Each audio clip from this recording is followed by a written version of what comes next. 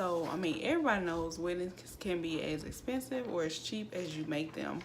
So, you know, it's really like your big day, so you really don't want to have to cut any corners on your wedding. So basically, all I'm just going to be doing is just sharing with you all some of the things that you can do to still have the day that you want, but maybe at a little bit of a cheaper cost. So, like, I got like a list of everything I'm going to run through, and I'm just going to give tips, maybe save a few dollars here and there.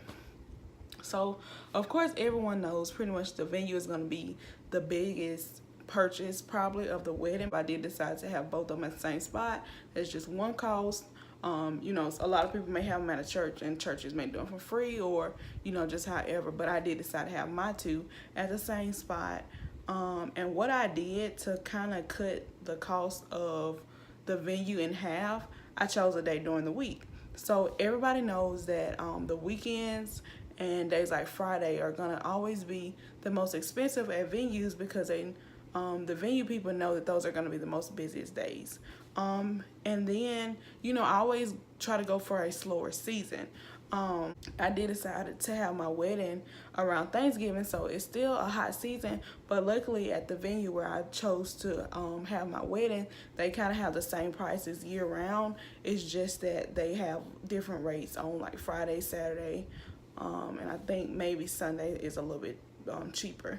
But usually at venues, Mondays and Thursdays, or Mondays through Thursdays, are gonna be the cheapest. So I would say always go for a Monday through Thursday day, and try to go for a slower season for those places that may have like a price difference for the busy seasons. The way I kind of did it is I chose a date when I knew all my family would be in town. So I chose the day before Thanksgiving because I knew all my family were going to be traveling in for Thanksgiving anyway, so I knew it wouldn't really affect anyone by having the wedding the day before. So I knew everybody was going to be there already. Nobody had to make a special trip down. It didn't hurt anyone to have it during the week. So basically, you know, we celebrate the wedding the day before, and then the next day, you know, we're celebrating Thanksgiving. So everybody is still together.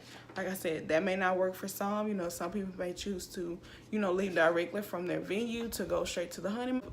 I saved about $2,000 on the venue. And I mean, at the end of the day, all my family was okay with it. So it wasn't like, you know, I would have chosen a day that wasn't going to be convenient for everyone, because I don't want to just inconvenience anyone. But, you know, I knew everybody was going to be here anyway, so, you know, why not? And then decorations. So if you want to go the cheaper route, just go ahead and get a building or a location or venue that's already kind of decorative in itself. So like a barn, or that's kind of already decorative in itself. That's less money that you have to spend on decorations, where if you just go get this big empty building, you know, there's tables you got to rent, chairs, you got to get all the decoration go inside. If it's a big white room, you got to get all the, you know, different colors that you need, shades, curtains, everything to kind of block it off if you're not going to be using the whole room. You know, you don't want it to look empty. So I would say I always go for a venue that's decorative in itself, just because, you know, that's less money that you have to spend on the decorations. Find a venue that furnishes decoration pieces for you. So and I'm going to put a picture right after this, just to show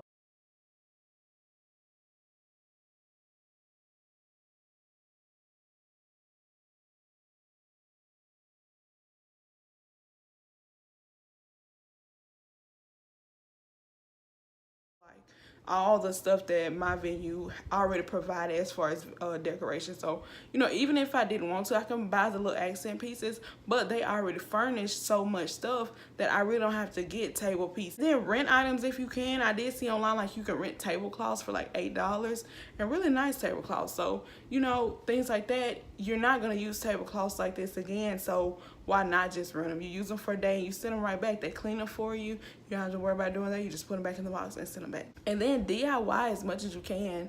You know, it's really a way to make anything. If you just check Pinterest, you can Google it, you know, different things like that. You know, it's so many different options to make your own items versus just having to buy it or getting somebody to make it for you. And then, you know, if you do save money by not having to put so much out for decorations, then that's more money that you can put into your flowers. So, you know, a lot of people don't really want fake flowers on the tables and, you know, things like that. That's money that you have left over that you can apply to, you know, purchasing your flowers, or, you know, at least having the flowers that you want to kind of accent your decorations. As far as entertainment goes, I'm not really big on bands, but you know, I chose to do a DJ, and I did do some research on it, and DJs are cheaper than bands, of course. And they're usually anywhere from about $1,000 to $2,000 cheaper. And you know, as I go through this, it's gonna be stuff that, you know, somebody may be more willing to compromise on, whereas me, you know, I may feel like it's not really as, you know, or I may feel like I really need it, whereas somebody else feel like, okay, that's something that I can scratch. So like I was okay scratching a band because I want to be able to play what I want. So if I want to play some really nice slow music 1 minute, then the next minute I want to play like some rap and R&B, you know, I want to be able to make that transition. Then DJs are typically cheaper. But you can always find an up-and-coming DJ or up-and-coming band that's just, you know, trying to get themselves out there. So, you know, you may be able to find a band or a DJ, you know, for a little bit cheaper than that. You just have to be willing to give somebody a chance. Photos, with the photos, that's kind of something that you really don't want to cut corners on, because you want to make sure when you look back on your photo that they're as perfect as possible, because you want to make sure your special day is documented perfectly.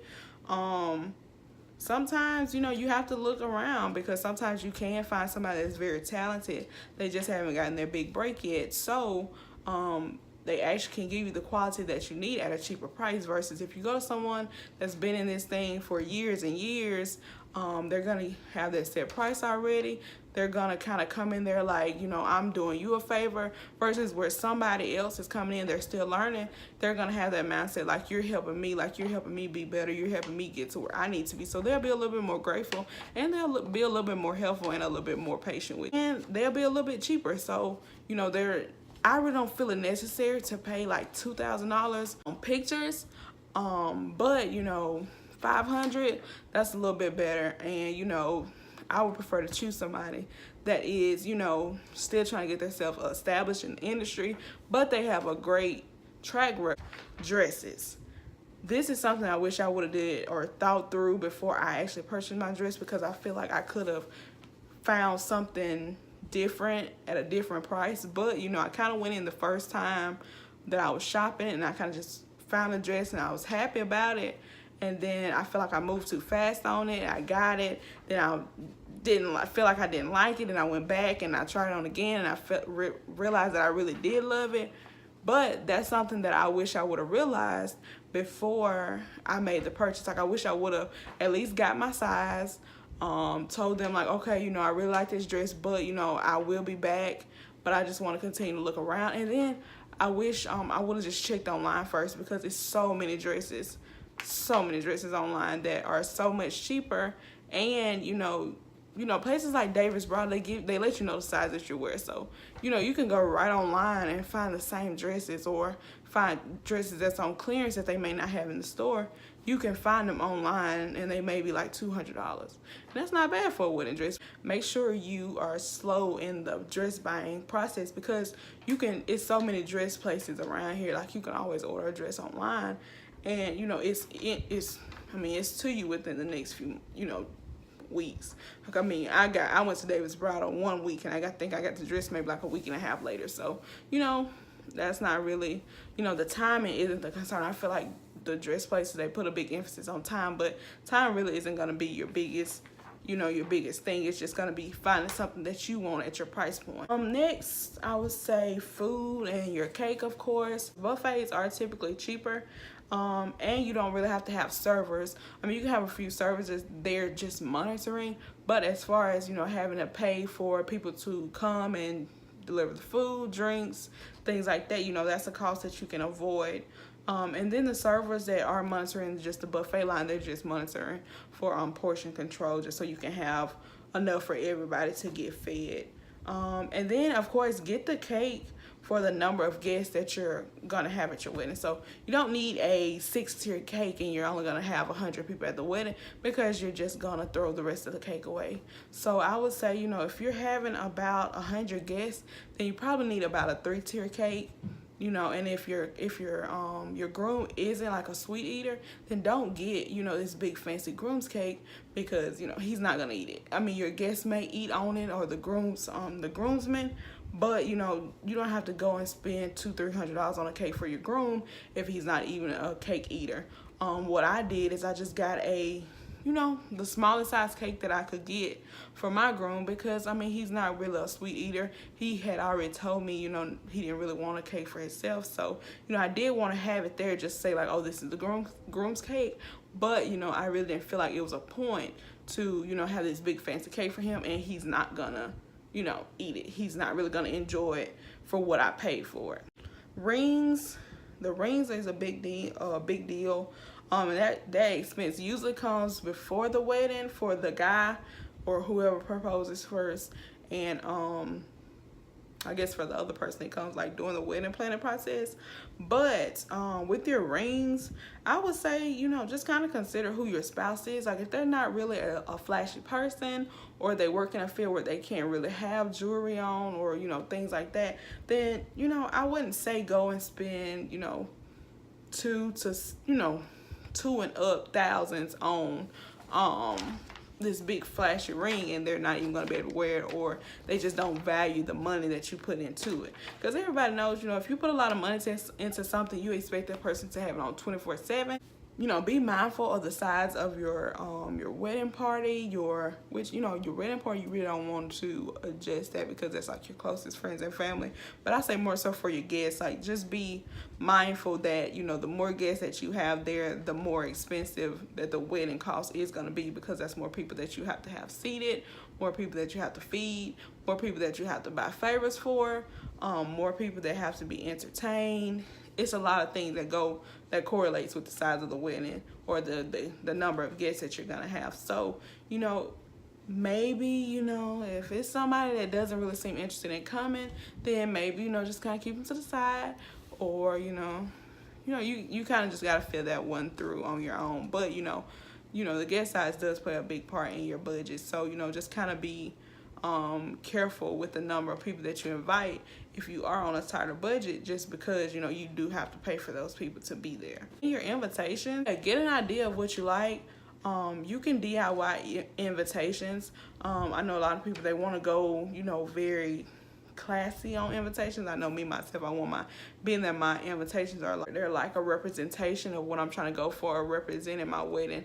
I kind of, you know, wanted to find nice ones, and there's a lot of websites out there that you got Canva, you got Minted, Shutterfly, things like that. So, you know, they do offer different packages at a cheaper cost, but you just have to be mindful, because it does add up quickly, because you do have different types of invitation styles that are on there.